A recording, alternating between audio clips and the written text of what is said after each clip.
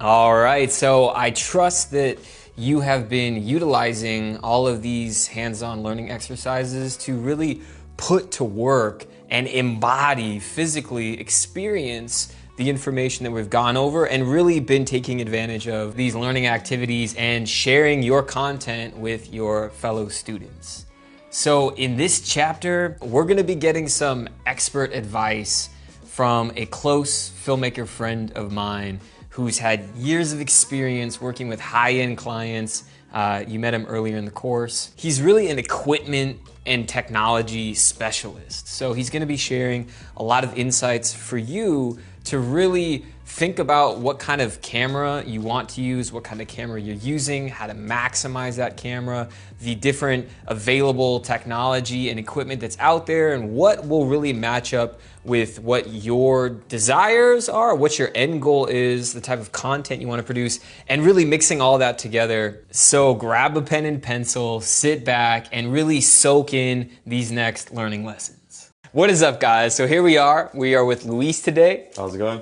Yes, we got to see him earlier in the course on that on-set experience that we did in our downtown Los Angeles video shoot. Now, today, what we're gonna be doing is kind of just going over entry-level cameras, more professional cameras, shooting on a phone and shooting on different ranges of cameras. And Luisa and I are gonna kind of just chat about what the pros and cons are of each type of equipment and really how far you can push each kind of equipment depending on the sensor and depending on all of its functions. So where do you kind of want to start off with? Do you want to start off on the lower end and then we kind of work our way up? What do you think? I could say I start where I started. I mean, when I started filmmaking.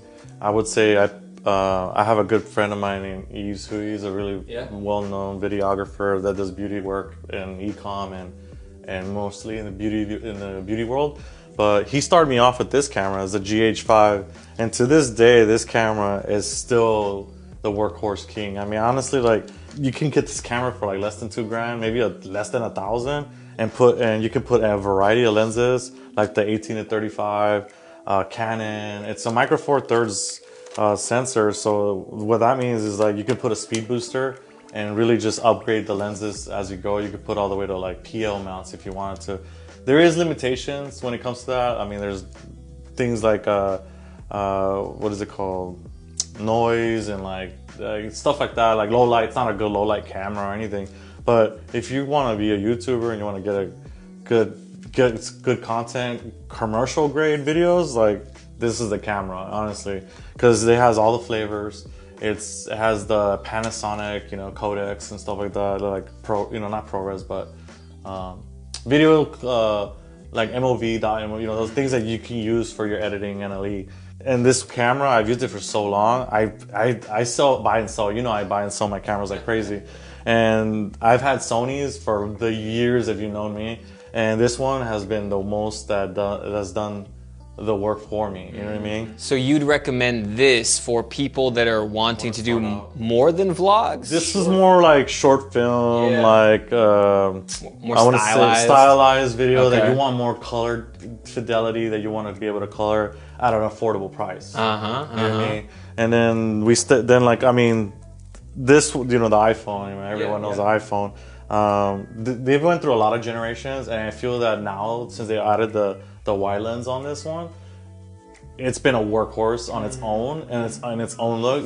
When you get that wide lens, you realize like, damn, I never knew that I needed a wide lens. And then you start getting really creative with your shots, with the wide shots and all that. But I like using this as like a director's viewfinder, and I use this app called Filmic Pro. Okay. And when they released the iPhone 11 Pro, right?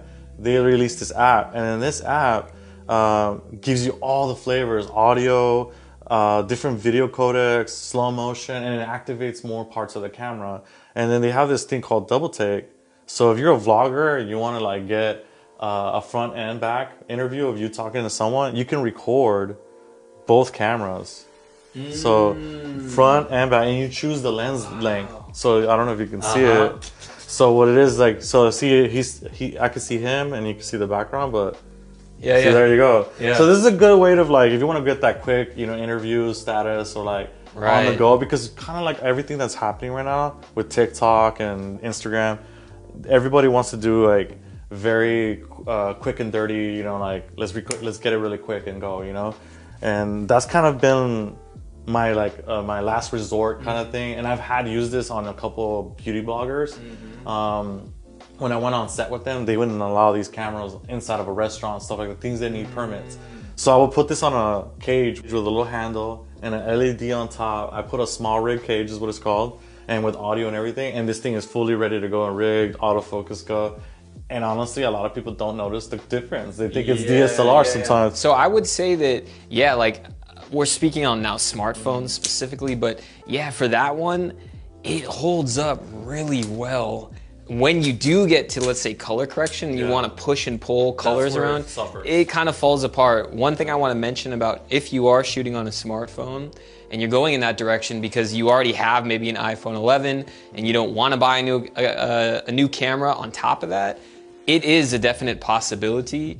But what these phones do is they already optimize and bake in color correction, sharpening, stabilization on top of the footage. So it looks great coming out of the camera, but if you get some of those shots into your editing software and you want to update them, make them look a certain way, color them, stylize, it's really difficult. That's where the biggest differences are between shootings on something like this, that's a little bit more expensive, and then shooting on something that's a lot more practical, that, like Luis said, you can roll up in a restaurant and start shooting and get away with it. This is the kind of trade-off, and also the dynamic range is another big thing, although these are getting a lot better. Yeah, they are. So what would you say for someone wanting to go in this direction? What kind of equipment, you mentioned your rig that you have, and we'll have cutaway shots on screen. What are some must-have items that you'd recommend for the phone? For sure, if you're gonna do the phone, a cage, because if you get a cage with mounting points on it, those mounting points help to do like tabletop shot. I've done tabletop shots many times with the iPhone where I couldn't rig up this big old behemoth down and like and I did it before, but it requires a lot of work, and sometimes I'm a one-man band and they won't notice because it's all 1080p and I hardly get 4K. They ask for 4K, and this thing is very capable of 4K, but color is where it lacks. But I would just rig this, with some mounting points on it. Like I said, like the small rig, they make really good cages for every type of phone, Samsung, iPhone, even the older iPhones. And with that saying, then once you have that, then everything's a possibility. You could put this on a little cart, you could put this on a drone, you could do things. You could get way better footage this than the drone can get, you know what I mean? So things like that, and then it's lightweight, you know. And what about audio? What do you do for audio has always been a big issue because they got rid of the iPhone jack, which is R.I.P. Yeah, rest in peace. But what I usually do is I get like a splitter that has the audio jack or something. But honestly, I try to get like a professional microphone like this is what I would use. This is actually my microphone that I just got and I use it for it, is this Rode NTG. This is supposed to be the VideoMic Pro and an NTG professional microphone smashed into one. And what I like about this one is that you can use it as a laptop mic, so you could do podcasting. That's what they made this for. It's for people that want to use it on their laptop, connect it straight to USB-C, and get that podcasting kind of audio out of it. If you don't want to do that, then you put it on your iPhone. Then they made a special TRS or whatever, so you could put it on the iPhone. But you would need your adapter that comes with the iPhone. Yeah. I kind of want to move to now, I think more your newest, the more professional side. So we have the more entry level, you want to shoot with your smartphone. Then this is the more entry level camera itself. You said this was about... I would say it was like a 2000 and with the lens and everything, because the lens is pretty expensive. This is a 12 to 35 2.8. This is equivalent to the 18 to 35 1.8, but 1.8, 2.8. And we'll get back to this lens, but this one, I know you can get it way lower than what it is. And they already made better versions, like the S1, which is their full frame flagship. Right. And these cameras, the Panasonic, are just workhorses. Okay. And the one thing that the trade-off is the autofocus maybe not that great, but it's a good overall, like, if you want something where you can just change colors and like really work on it, this is the camera. And the files ain't so huge either. And you can use SD cards, which is awesome. You know, you can use 2 of them. It's a good camera. It's a good photo camera too. It has good skin colors, and that's what I look for, is like something with good coloring and dynamic range and whatnot. And that's why I like this one. And I still use it to this day as my B cam. I just have to match it, and sometimes it's a pain, but I got good enough at coloring that I can actually make it look like, you know, anything. Right. And that's something that's a really good point, actually, is the practicality versus the payoff of the footage you get. I think a lot of the times we can be like, I need this stabilizer and I need to buy this and buy that and buy this and buy that. Some of the equipment that you purchase, you'll use 1 on every 10 times you shoot, once in a blue moon. The other stuff is, things go in and out of trend on the way that they look. At one point, those lens baby distorted lenses were so popular, and they would create these cool distortions. Now the whole prism in front of the lens is pretty popular. So you really want to keep in mind that you want to buy with longevity. You know, like you can get away with the stabilization on your smartphone probably. If you want to buy one of those like $60, $70, $80 gimbals for the smartphone, you can, but it's just something to keep in mind that as stuff changes now, the really smoothness of a handheld shot on an R5, to me, aesthetically actually looks better in a lot of situations than the straight up gimbal shot. So yeah, what was your opinion on the footage you saw on the R5? I loved the footage. So of course we all went through the footage at the beginning of the course together, and the R5, I had it side by side with the 1DX Mark II that we're shooting on right now for this main camera. And the coloring, the smoothness, I really liked color correcting this footage. I was able to really make it look how I wanted to, which was really good.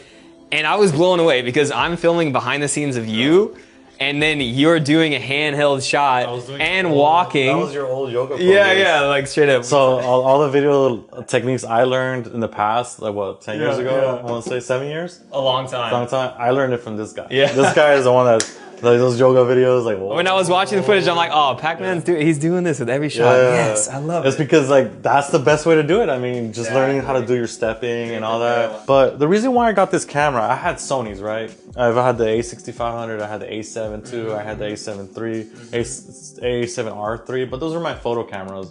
A7 III was actually a good camera. And if you're someone that can't afford this camera, which is brand new and just came out, the A7 Sony R3 is a great camera. Still to this day, great autofocus, great everything, you know, but don't get stuck in the technical stuff because it's not really about the technical, it's about the story. The only reason why I got this camera is because the clients that I deal with, it's beauty, right?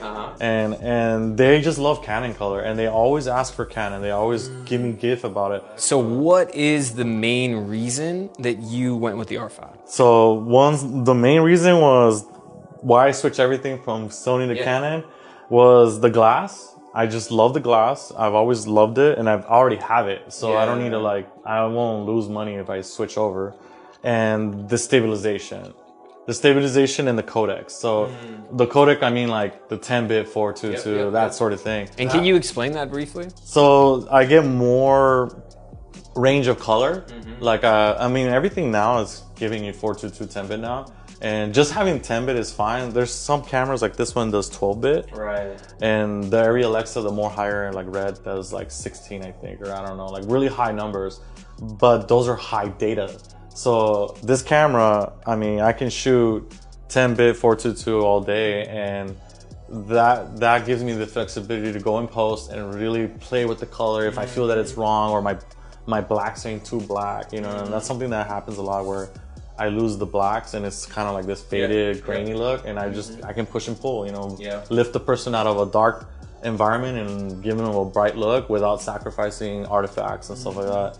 And those are technical things, but I'm not telling you, it should not deter you from telling a story. Right. Because all this is doing is telling a story. I mean, you are a creative, and the creative should be not limited by their gear.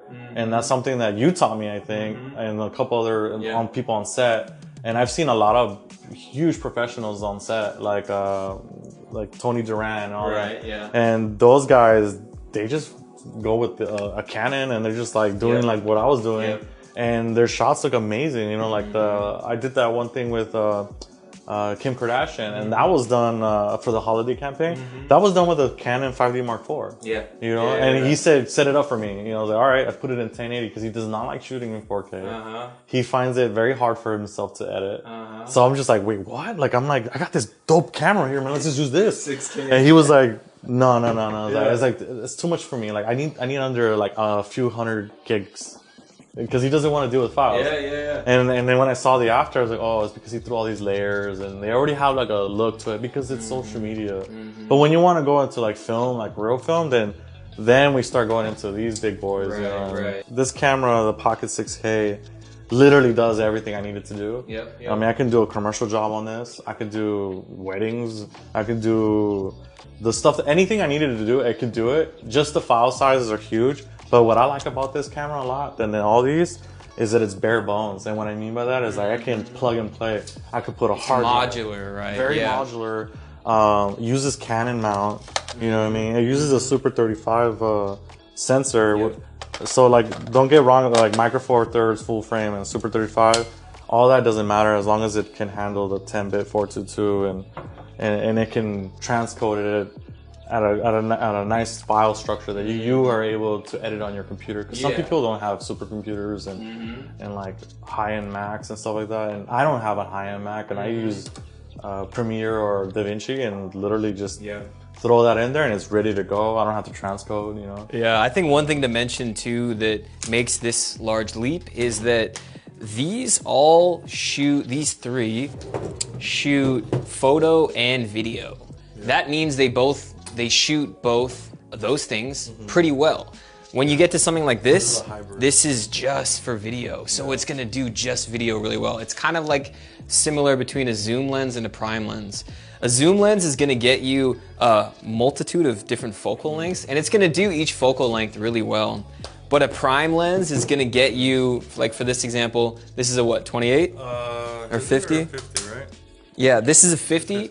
It's gonna only shoot at 50 mil, but it's gonna do 50 mil really well. So 50 mil on this compared to 50 mil on this is gonna be like day and night. This is the same thing where it doesn't do multiple things, it does one thing really well. And what's the price point of the... So this one, like, just the camera body alone, I think you can get it for now. See, Blackmagic wants the filmmaker, the indie filmmaker to thrive and like you said, no compromises in being creative. And they put in all that software, like ProRes, all the things that when you go and edit, you don't have to transcode, you don't have to do it. It's just ready to go, edit. And it's just like a plug and play camera. And I love that about this camera. And what I like about it is they give you so many I/O options, like audio. They even give you an auxiliary for you could put professional microphones. So you don't have to go and buy these expensive microphones like a Zoom, H5 or any of that. It's all built in. There's phantom power. There's everything. And so for the body, I think you can get them for like $2,100, which is not bad. I mean, this one's what, $3,500, $3,800, and that's just the body, and the lens is another $1,000. Right. So I did spend a lot of money. The only reason why I got this is because I needed something to run and gun. I mean, there's scenarios where I need run and gunning, and this one I can't do it. I can because I can put it against my chest and shoot. But how long can I do that without getting tired? And also, there is limitations in this camera, but other than that, you're getting this camera if you want cinema quality imagery and the files to be able to do all types of things, you know what I mean? You will be spending a lot of money on cards and possibly batteries, but I rigged this up so I can use V-mount. So V-mount's kind of like a standard, V-mount and gold mount are standard batteries. And I highly suggest anybody that wants to really get into it is get V-mount batteries or gold mount. V-mount is my favorite because they're really affordable. And then you can last for days not for days, I'm sorry. You can last for 6 hours to 8 hours plus on just one battery. And this battery will power your monitor, your lavalier mics, your antennas. Because I have an antenna so this whole rig, Tilta, is rigged up so I can put an antenna, I can put a monitor, I can put just all kinds of rigging materials. I can hang it off of a ceiling. There's pin. So that's why it looks like a cheese plate. Because I need those holes to like be able to move it around or take this off, and You know what I mean? Turn it this way, use it as a handle, you know what I mean? So it's a very modular system, like extremely. There's a lot of lenses you can recommend people. It's just what it is what you can afford. It should always be that way. Like what you can afford, you go for it. But if you want a lens that can do it all, is this lens, you know what I mean? But if you're already invested in full frame camera gear, like these hybrid shooters, then this won't be an option for you. I mean, there is lenses like Tamron that makes that are really good that I've seen. But Canon and Sony make their own good, you know, zoom lenses, like their 24-70 and stuff like that. And those are good just overall, just to get the job done. That's what I would say, that regardless of what kind of Sony or Canon or Luminex, whatever it is, you really want to have at least two main lenses. You want to have something in the 16 to 35 mil range. Right now we're shooting on 16 mil. We can see the entire room, Luis and I, all the equipment. And then on this angle, we're shooting on 50 mil. This is giving a much more telephoto feel.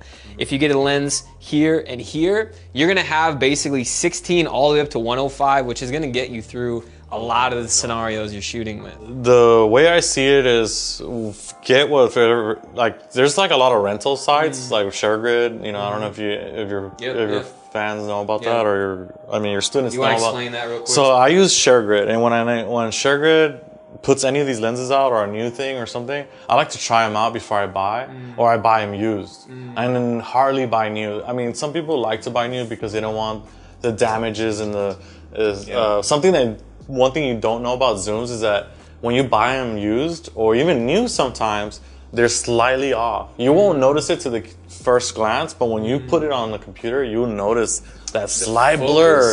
Yeah, that just slight blur. And then I was getting that on the 24-70s for the longest on Canon and Sony. And all my buddies that were hardcore pixel peepers, they saw that, and then they actually had a good copy of the 24-70, and they showed me the side by side. I'm like, damn, that is a big issue. Is that something you can fix by taking it to a shop? You have to take it to wherever they get it fixed, and they will actually realign it for you. I think I have that on one. Yeah, so like that's the reason why I don't buy. I went with a 24-105 this time on a Canon because I saw this on the original Mark III EF version. And I really liked it. I was like, wow, it has stabilization built in. It's the 4.0 with... This is F4, that's the only issue. But you give that for the stabilization. I give that, and it already has great low light, so I don't really go higher than, 64,000 or maybe... I mean, I never even go that high. Yeah, those are numbers that we never even touch. Wow, I don't even like going above 3,200 on my Mark II. But that shoot that you saw, those were all like, some of them were about 64 and up. For the fashion? For the fashion, yeah. And then something with the Mandy Moore, what I just did. Yeah. That was above that. Because there were some shots where we try to use more ambient light than artificial light. Because it was supposed to we use lighting to tell a story. Yeah. And so we didn't want the lighting to be too flat and too, so we used the dynamic range of this camera to push and pull, Honestly, like, it all depends on what you want to do. If you want to be a beauty photographer video guy or girl, you want like a macro lens or a zoom lens that can push and pull from here and here, or get close eyeballs, because these camera lenses, you cannot get close to the eyeball. You would need a macro, you know what I mean? Especially depending on your client, that's another thing. Yeah. So it all depends on what you want to do. If you're going to be a wedding or like a little family indie filmmaker or whatever, family indie filmmaker, what is that? Somebody that wants to just shoot stories or like film their personal projects, but like wanted to get into advertising, then get like a lens that does everything and then rent everything out. You know what I mean? But if you can't rent and you're in a different country and stuff like that where it's harder to rent, like because there's not ShareGrid everywhere, then just try to find and invest on a lens that does it all, you know what I mean? Or like get these old vintage lenses too. Right. Like this is an old eBay Contax Zeiss, and I got this like years ago for like $300. Right. And dude, this lens still slaps. Right. Like I can put this on this camera, I can put this on this, I can put this on this, because it's a full frame from 1980 something, somewhere in the 80s. And this glass is so good, it's still good that is used for cinema, you know what I mean? Or just indie films, but... And that brings up a good point too as well, that with the lens choice that you're doing, you're gonna see a lot of different 16, 18 to 35s. You're gonna see a lot of different 24 to 70s, 24 to 105s for your camera.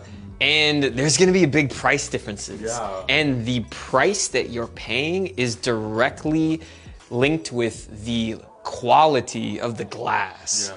You know, a $200, there's like the $200 50 millimeter 1.8, maybe it's $100, the 50 mil, the Canon, and then there's the 50 mil 1.4, and then there's the 50 mil 1.2.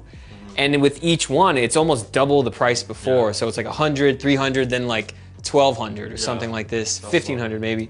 So what you're paying for, yes, there's a slight increase in the maximum aperture, meaning you're gonna be able to get more light, but what you're paying for is the amount of time and energy that went into creating such high quality glass that creates sharpness and clarity. And that is the look that when you see much more high-end, highly produced videos, you're like, wow, how does this look so damn crisp? It's because they're not shooting on a cheap kit lens that has cheap glass. Cheap kit lens. But exactly. It's like if you have just your eyes and you're seeing everything clearly and you put on opaque sunglasses and now things are a little bit blurry.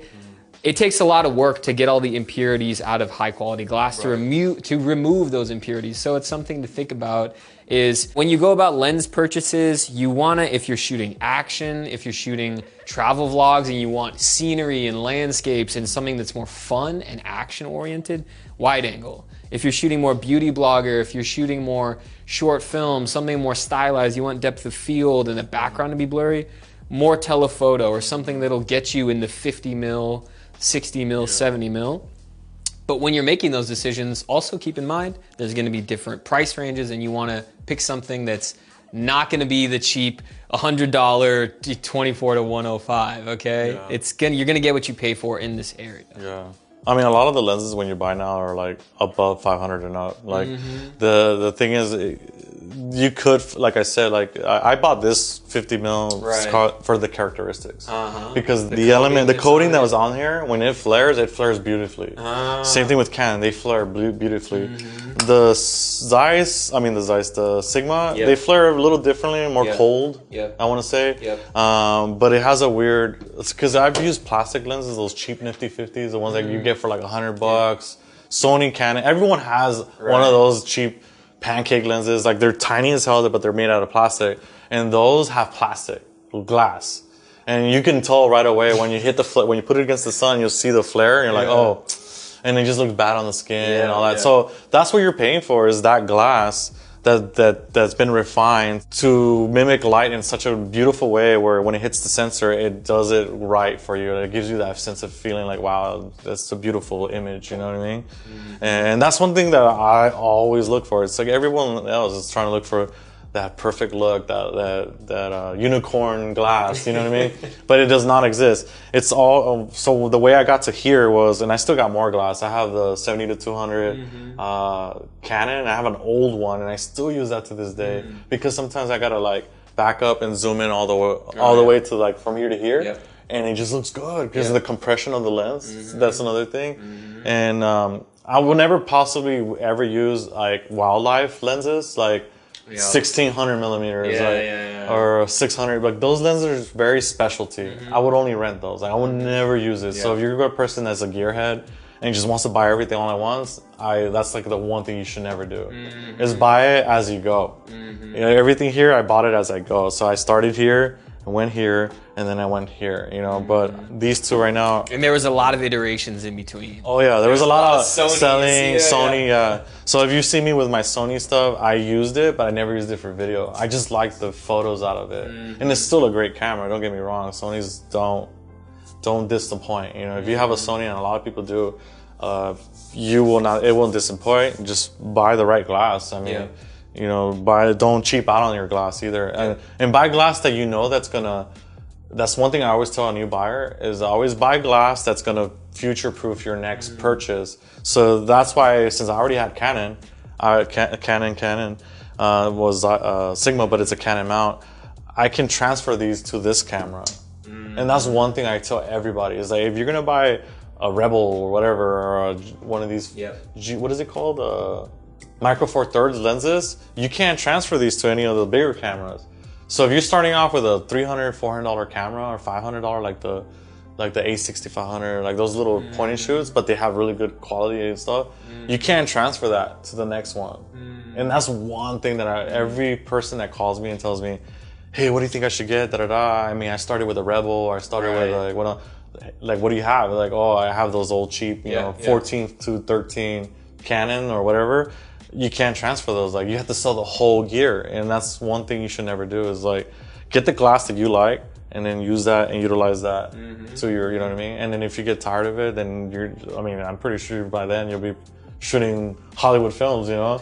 Because it's all practice, honestly. All this is just learning your style and learning how well you work with it, and then that's how you were able to determine where you want to go in filmmaking or photography, you know? That's a good point. You want to really, when you are making your purchases, you want to be able to have longevity. If you buy some of these cheaper lenses, when you want to upgrade your camera 2 years later, a year later, you're stuck with these old lenses that don't really transition. As your creativity and your skill set grows, you want to try and set up that your equipment is going to grow with you. So that's just a really good point, equipment-wise. We kind of went over all the different specifics about gear, different entry-level pieces of equipment and more expensive pieces of equipment, microphones, as you can see. And I just kind of wanted to chat maybe a little bit about, you know, recommendations that you would have for new video creators, or, you know, words of wisdom. Just keep creating, honestly. Like don't let all this technical stuff and like, if you don't have the money to do any of it, I would say just get what you have, or find a way to get the camera you want, or however you want to do it, and just create. Honestly, that's the only thing I can tell you, because I've seen people create off of iPhones and create masterpieces and little cameras like this, and create, still to this day I see people rock little cameras and still create really great content, you know what I mean? It's just one thing you should always do, and this is something that I have to catch myself a couple times, is just keep loving to, just be grateful that that you're able to do this, because in some places you can't, you know what I mean? And one thing that I tell myself a lot of times is like, all right, you know, I'm not happy with where I'm at. Okay, let's try to motivate myself to do something else, a project or a personal project, because sometimes getting all this work, I get a lot of work on a weekly. And once that happens, I'll just be like, okay, I need to step back, enjoy time with family or something, or pick up a hobby, a second hobby that's not related to this. And that's happened to helping me mentally, because mental health is a huge thing. And honestly, in this industry, you can get stuck in the nitty-gritty of all that. But one thing that I can tell anybody, and I've told my interns and my assistants, is that always keep creating. And if you like something that you like from another creator, just do it, because that's practice for you. And don't worry about failing either. I failed so many times where I've gotten yelled at, I've messed up a whole job, but I learned from those lessons and I use that for the next job. You know what I mean? Like, okay, I know like not to do this, or I'll practice this. And I watch a ton of YouTube, but back in our day, we didn't have YouTube, and like that was kind of a hard thing. And I had to learn everything in college and people. And so it was a different time then.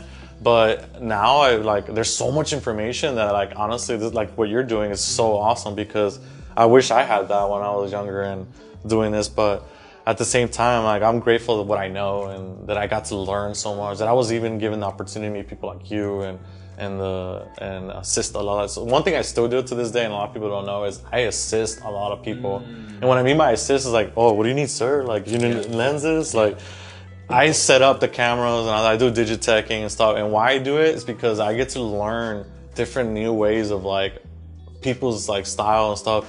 And I don't try to steal from them. I just like to learn from how are they getting these shots, or like, so, because everyone has a different style. And that's awesome about being a creator, is that you're able to utilize the technology that we have now, which we have a crap load of technology right now, that there's no reason not to be able to create. And that's one thing that I can tell you right now, is that if the world were to end and all you had is your iPhone, I'm pretty sure I'm gonna be able to do commercials off of this in the desert or whatever, you know, like everything's done. But just create, and don't let it hold you back from don't discourage yourself. You know, always try to push yourself.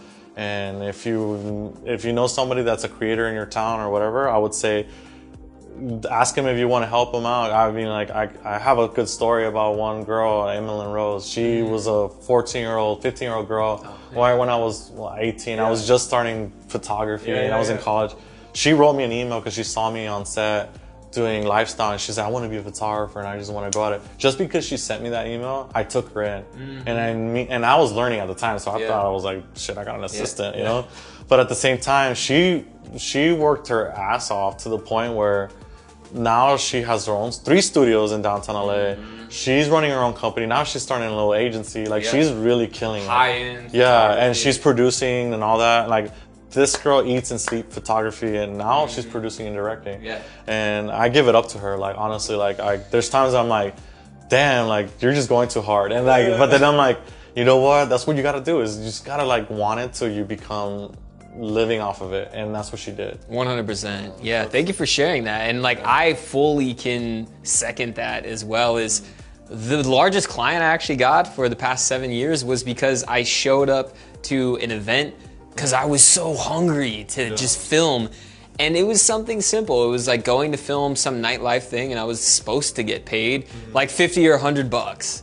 Legitimately, I never got paid, but I met someone there that led me to this, that led me to that, that led me to my largest paying client for 7 whole years. And so it was really the desire and also getting my hands dirty, and like Luis is saying, just creating, just getting into it, not letting this hold you down, letting these be a tool that you get really comfortable with so you can translate your idea into something that you're proud of. And that comes from failing, that comes from saying yes to as many projects as you can, that comes from not getting hung up on equipment, but really getting out there and collaborating, meeting people, and creating as much as you can. So that's one thing I would say is like always try to collaborate and like just be hungry for it, you know, and then all that knowledge is just gonna pay off, you know, and it's paying me off. And honestly, just being hungry for it's been like, you know what I mean? And just be creative, you know, just find your own style too, you know. Find your own style and upgrade as you go. You start here, you build, your equipment gets better, your creativity gets better, your skill set gets better, your client level and your final product get much better, and it's a process. And with all that said, that wraps it up for this learning lesson where Luis and I dove in really deep into cinematography tips and tricks, and also a lot about the equipment side. So thank you for coming on and sharing with the students. And I will see you guys in the next learning lesson. Woo! Attaboy! All right.